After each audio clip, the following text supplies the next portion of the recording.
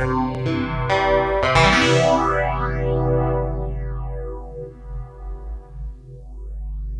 in the second half, as part of our program, we've been looking at the 4 reminders, and just looking at that second part. So we looked at this precious opportunity, the preciousness of life, last week with Karunanata, and this week we're going to look at the kind of impermanence of life. And I want to start with a little saying that I learned on a Tara retreat about fearlessness that I did some years ago, and quite a few years ago. And it goes like this: this human birth is precious, an opportunity to awaken. But this life is impermanent. Ready or not, one day I shall die. So this life I must know as a tiny splash of a raindrop, a thing of beauty that disappears, even as it comes into being. The karma I create shapes the course of my life, but however I act, life always has difficulties. No one can control it all. Only the Dharma can save me and others from suffering forever. Therefore, I recall my heart's longing for freedom and resolve to make use of every day and night to realize it. So if we're going to start with looking at the title, that's quite complicated in my view. It's the insubstantiality of life and the certainty of death. So,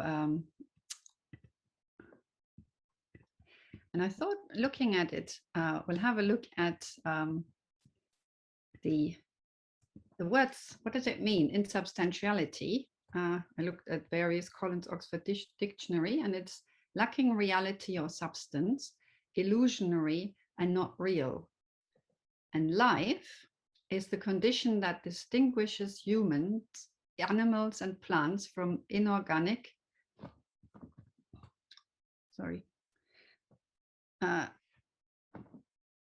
including the capacity for growth, reproduction, functional activity, and continuality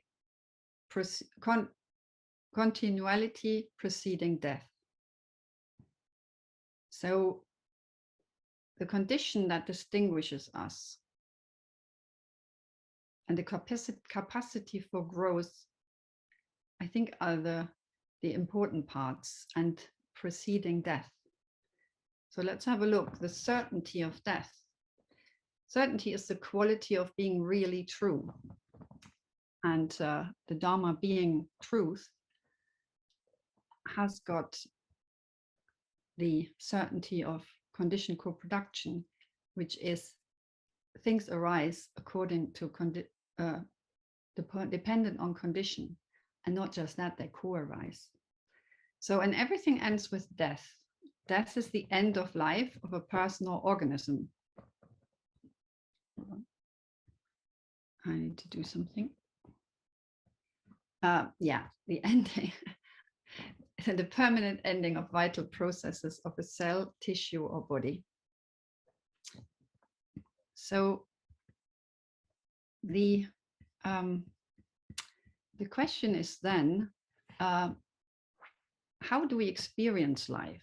And from my point of view, I basically started life with a really interesting condition, which many of you have heard now, Ehlers-Danlos. And the condition meant that I experienced change virtually all the time. And the insubstantiality of life, that I couldn't rely on this body because it was dislocating. I was born with club feet and cleft palate. And basically it meant that I spent the vast majority of my childhood in hospital. By 15, I had 15 major operations. And up to this date, where every single day is an experience of experiencing basically blood pressure jumping up and down, nausea coming and going, and joints dislocating. So looking at the verse of the Heart Sutra, the Bodhisattva of compassion, when he meditated deeply, saw the emptiness of all five skandhas, and sundered the bonds that caused him suffering. Most of you know I've got this PA, which is the primary aphasia. So if I don't get my words out, please forgive, but I'll try to get them. And basically, the suffering is caused by the wrong view of the lakshanas. So the lakshanas being dukkha, insubstantiality, and impermanence. So we're covering the lakshanas in this talk, really. And the Buddha himself, he saw, when he left the temple, he saw sickness, old age, and death. And basically, he realized that not just himself, but also his wife, his son Rahula, his father Suddhodana, all the people that he loved, his charioteer Chandika, everybody was going to die and get sick and basically grow old. So he decided that there's something that needs to be done, and that's why he actually wanted to basically find the cause that frees us from suffering. And so if you look at the Course, basically he's saying in the Four Noble Truths that the Course is craving. And a little bit more elaborated, the kleshas, the poisoning of greed, hatred, delusion, jealousy, and pride. So if we're looking at the kind of insubstantiality of life, I was kind of, in a way, lucky, if one can say that I actually experienced these kind of sights at a very early age, that the Buddha saw himself. Because when I was 12, I lived in a great family, we call it in Germany, with 4 generations. And my great-grandmother was supposed to be a nun, so she was really very much spiritual and religious, as well as my mom being very spiritual. So when she died, she was bed open for 3 days, like was custom in Germany, and we washed her, and basically all the people in the village came around and paid their respects. And I actually felt for the first time that somebody that I really loved and relied on was not there anymore. And I saw them and the coldness of the body. And as a 12-year-old, that was quite an impression. So, 8 months later, I had meningitis and had a near-death experience. And that resulted me in becoming a Buddhist, because I actually realized that me too, I am sick, I will get old, and I will die, because I nearly escaped death already. So these kind of very early on, experiences with the 4 sides, in a way, led me to then practice. And I felt like life has constantly shown me the kind of dharmic teachings in very practical terms, where I had 7 pregnancies and death of a son, stillbirths and miscarriages. And I'm really lucky to have Tara, because she's 20 now and really healthy, it seems. So from that point of view, there is this beauty of the practice that shows me that despite all the problems with the body and with people obviously not living forever, that we have got something real special and real. We have got the 3 jewels, and we can actually through looking at the Dharma and reflecting on the Dharma and practicing it. And then if we feel we agree with the different points the Buddha said, put that into practice and into our life, we can radically change our life to an extent that we can become happy and content and just experience whatever arises in the moment, because we realize that we are not the only person that's suffering. Everybody else is as well. And we are connected so deeply on a very deep level of the heart mind. And the kind of deepest compassion, I loved that yesterday in Kamaladaya's evening, is in the voidness. And that is Shunyata Rupa, form is emptiness. So these different insubstantiality of life and the certainty of death brings about in us the deep knowledge within ourselves, if we really look at that, of yes, the teachings are true. That's what I found for myself. And I'm pretty sure you by now have also found that, because you wouldn't be here otherwise. So yeah, and then I was happily practicing, and it felt a little bit like the kind of practice that I did in my early years, where I became a Zen Buddhist at the age of 13, and then started studying medicine because I actually felt that that's the way how I could help people best. And yeah, I think somehow life has always thrown these little reminders at me that, hey, you really need to practice. You really need to do this. So I've been resuscitated 5 times and had 3 near-death experiences. And each time I kind of realized a little bit more, had a little bit more insights. And so in the second time I was 27 and decided to become an order member, because I felt that through teaching the Dharma, I can actually help people more. And now I'm even more aware how true this is, because I've been starting to connect with the wider order around the world. And I've been so blessed with connecting with Visantra, who I've met in '95.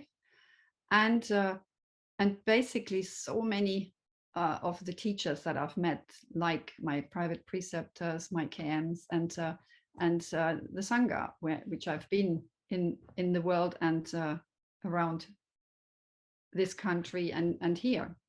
And I'm really grateful to this insubstantiality that is the email and the internet, I mean, because it's so unreliable, yet it gives us so much depth of practice. And when I then was 30,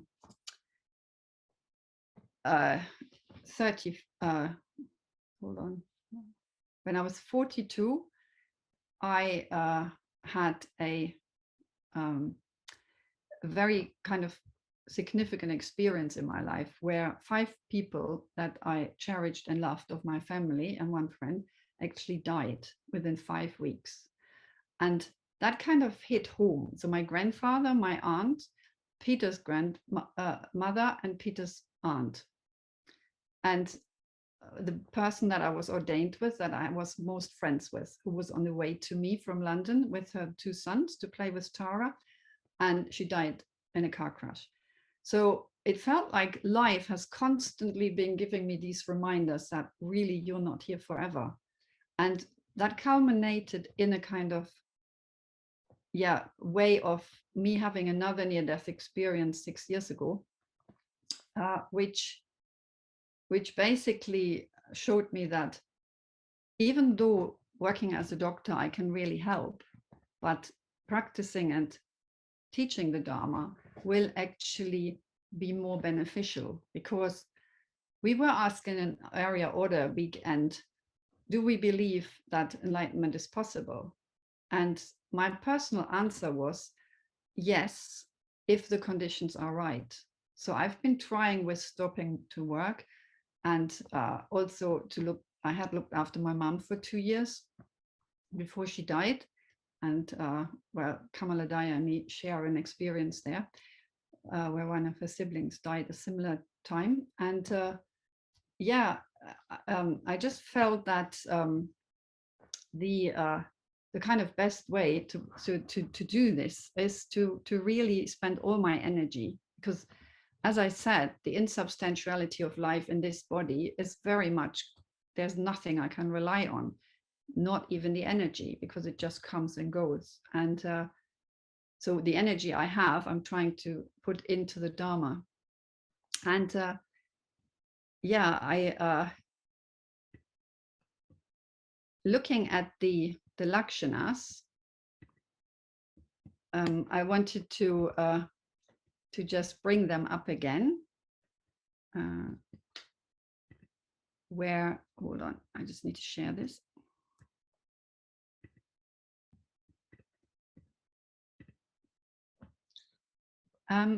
Sorry, that's the wrong one.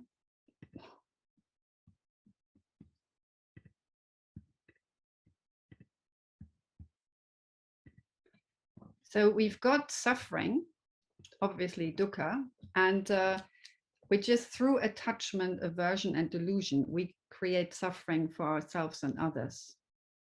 And can we see and look at the poisons within us of greed, hatred, delusion, and so on, and uproot them like weeds in order not to just go around and round the samsaric wheel of life?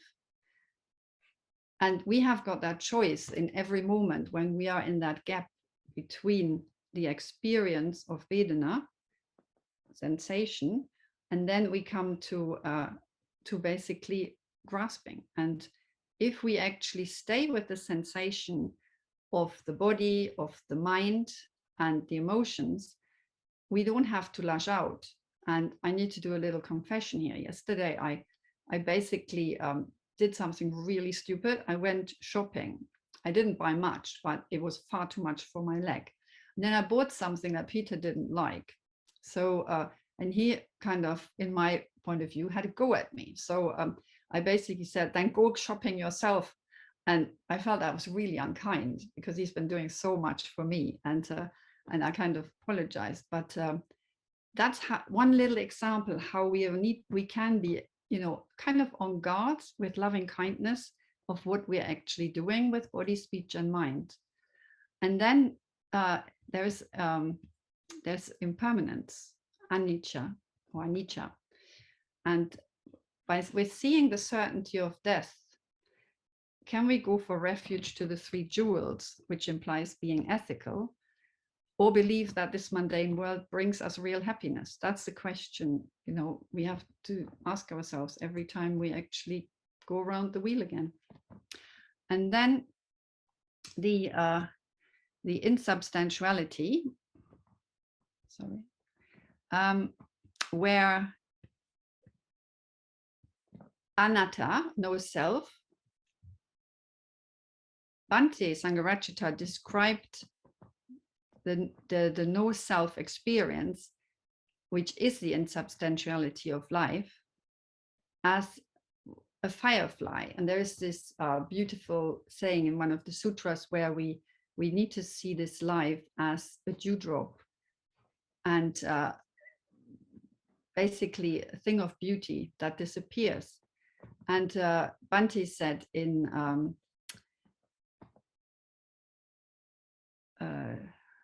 sorry, I can't remember the word, the book. Hold on, I've got it here. Wisdom Beyond Words, there we go. That what we see is like an illusion around us, and we hallucinate. And we, each of us, hallucinate within our conditionality. And seeing through that, we actually can, through being just with the senses, with the mind, and with the emotions, realize that we are not this entity, but we are everything, everybody. We have everybody within us, in our heart. And if we live like this, we realize that nothing is me or mine, and that we haven't got a fixed entity, an unchanging entity, but we can be a lamp of the Dharma instead. And then wonder, why do we actually groom this body and make it beautiful? Because it dies anyhow. We need to look after the body so that it actually stays healthy, so we can practice the Dharma. But the cosmetic industry, for instance, and this kind of mania about looking younger is gone a bit too far, in my opinion. So so looking at the whole of insubstantiality and of life and the certainty of death, Vishwapani has done some reflections, and I'd invite you to sit down and let's have a little internal reflection of these. If you close your eyes, and I'll guide you through a little bit like what Karanatha did last week. So become aware of your body. Breathing, sitting here. Just see, one day I will die. I cannot avoid it. It comes to everyone, and it will come to me.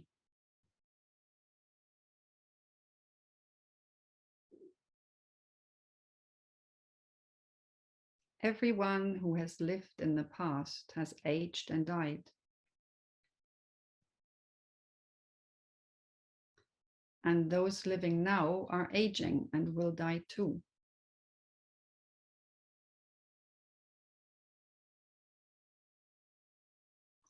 Thinking of the millions of people who have lived in the past, where are they now?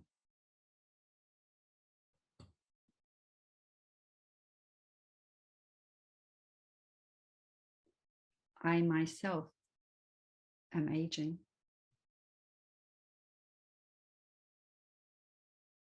Day by day, year by year, my body grows older. That I can clearly see. The causes of life are unstable and impermanent. And when they run out, my death will come.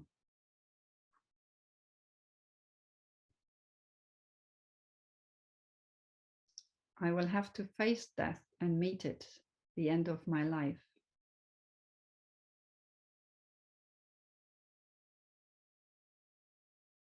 Though in my fantasies, I am exempted from the general truth of death. But that is an illusion. And death will come to me, even me as well. And the time of my death is uncertain.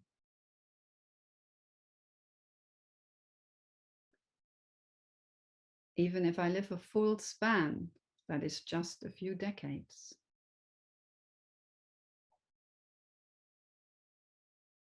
But death could come at any moment, in a few years or decades, a few weeks, or even today. There are many causes of death in addition to old age: illness, accident, disaster, violence. Every day people die in these ways, all of them having expected to live longer. Therefore, death is a presence that should be borne in mind.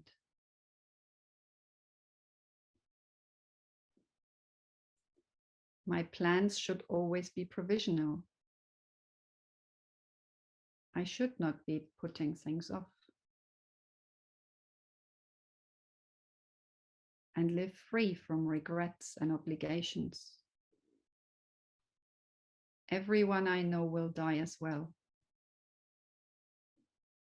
One by one, we will be taken by death.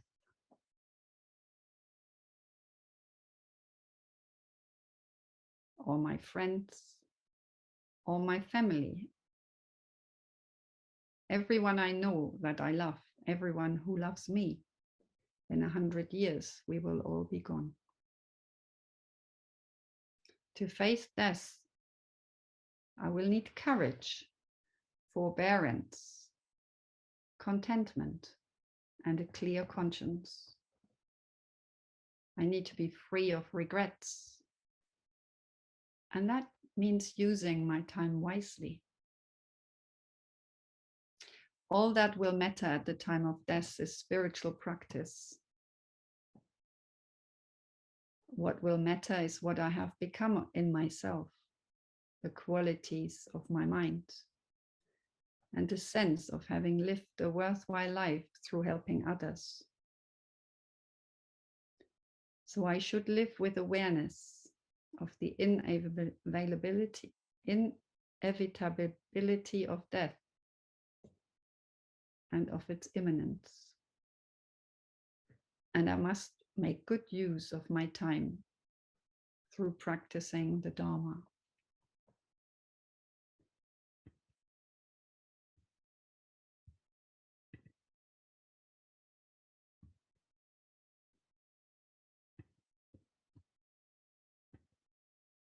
I want to finish off with a poem, Daffodil. You can listen to it with your eyes closed as well if you want. It's by Robert Herrick, and it's one of Bante's favorites. Fair daffodils, we weep to see you haste away so soon. As yet the early rising sun has not attained his noon. Stay, stay, until the hasting day has run, but to the even song. And having prayed together, we will go with you along. We have short time to stay. As you, we have as short as spring, as quick a growth to meet decay. As you or anything, we die. As your hours dawn and dry away, like the summer's rain, or as the pearls of morning dew, never to be found again.